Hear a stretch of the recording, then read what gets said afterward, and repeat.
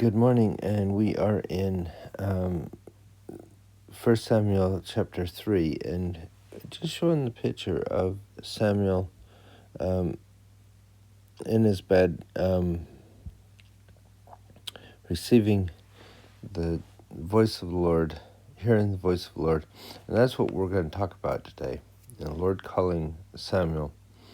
And before we start, we might as well start with what does it mean that the word of the Lord was precious? The word precious, used in the King James Version, means rare. President Harold B. Lee taught that during this period in Israel's history, there was no prophet upon the earth through whom the Lord could reveal his will, either by personal experience or by revelation. This time, no revelation ended when the Lord spoke to Samuel, who eventually was recognized by all of Israel as a prophet of the Lord. So now we're going to talk about this and how this came about. So think about it. At this point, the last person that we heard about, which I don't know if it doesn't seem to correlate exactly. I don't know how the correlation is, but Samson was not that great of he certainly wasn't a prophet of the Lord. He might have been a judge, but he wasn't a prophet. And the Lord may have used him, but he wasn't. He was very self-centered. Now we're going to have like the opposite reaction here. And we talked about opposites last time a little bit with Eli's sons and Samuel.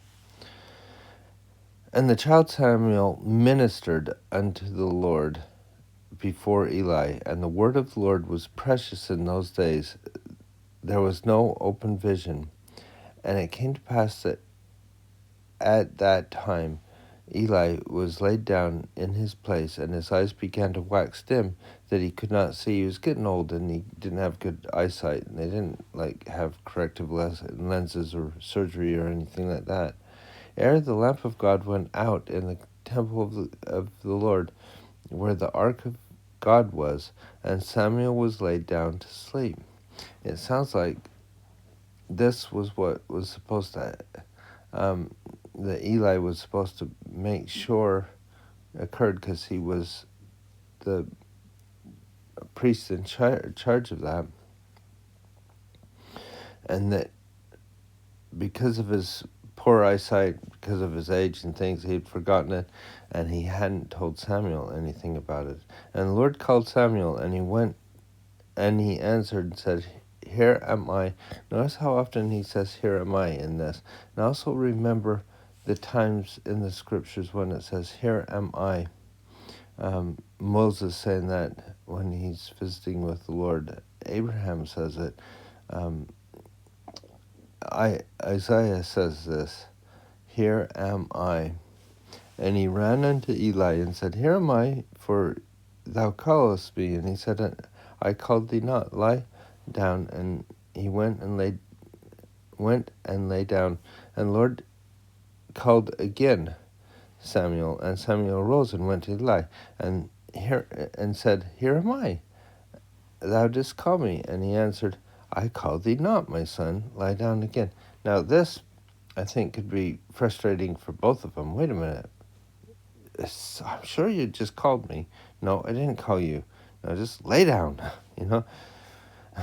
I don't know how it was with them, but sometimes I think that's how it would have felt if my kids ran in and said something like that. And Samuel did not yet know the Lord, neither the word of the Lord yet revealed unto him. So he's not familiar with this. He doesn't know that the Lord could answer him, a small child.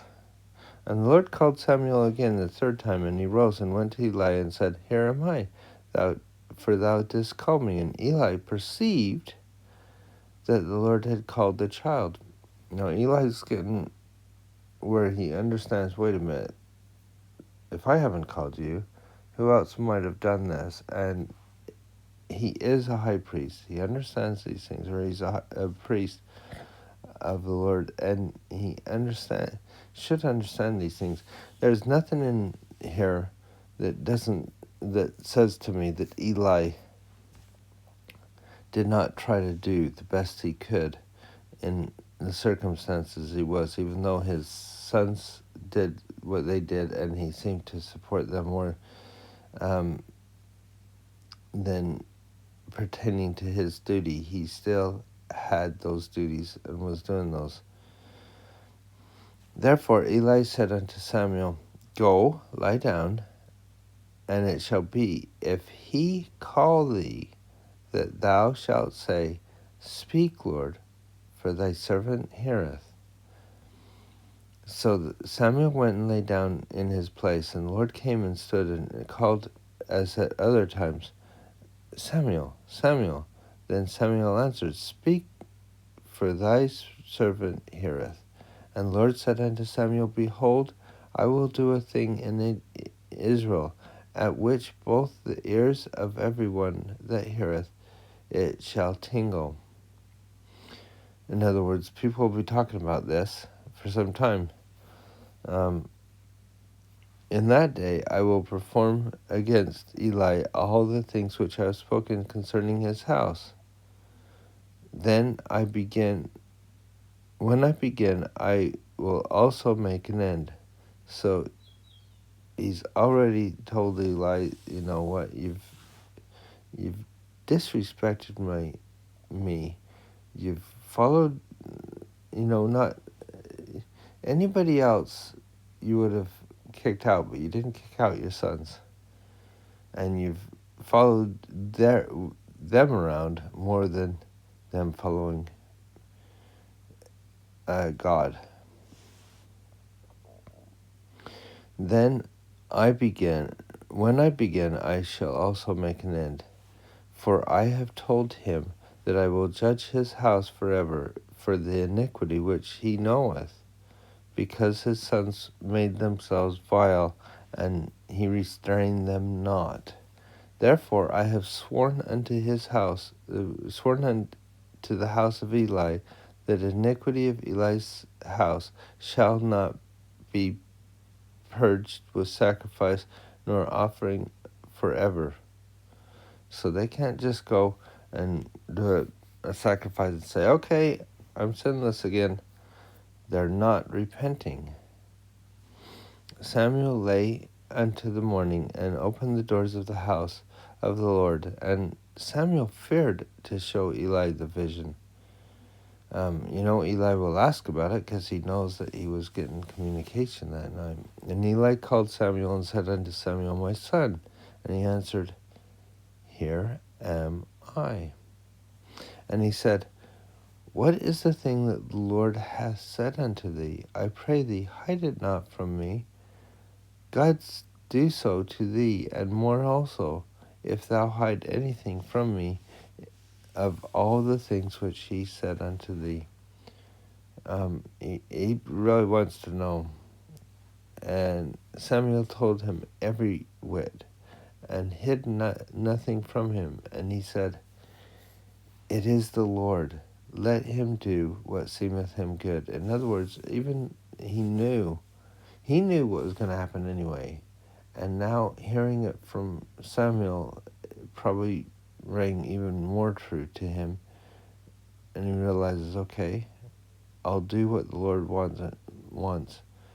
Notice it says, It is the Lord, let him do what seemeth him good.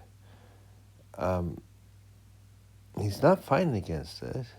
He knows he did wrong, and he knows he's probably still doing wrong from what we learn in the next few chapters, but he still believes in the Lord, and he will still take that. And Samuel grew, and the Lord was with him, and let none of his words fall to the ground. So basically anything he said came true. And All Israel from Dan even to Beersheba knew that Samuel was established to be a prophet of the Lord. It was something that just was there. Everybody that came to to worship probably went, okay, Samuel is a prophet of the Lord, or will be a prophet of the Lord. As he grew up, he was the prophet of the Lord. And the Lord appeared again in Shiloh, for the Lord revealed himself to Samuel in Shiloh by the word of the Lord. So this ties from nothing at the beginning to, it's kind of a progression to the Lord appearing in Shiloh again. And I think that's a great story. It's one that we hear from a childhood, and really as children. It's a good story to teach about. Listen to the Holy Ghost. Listen to, in your prayers, God can speak to you as well. And that established Samuel as a prophet.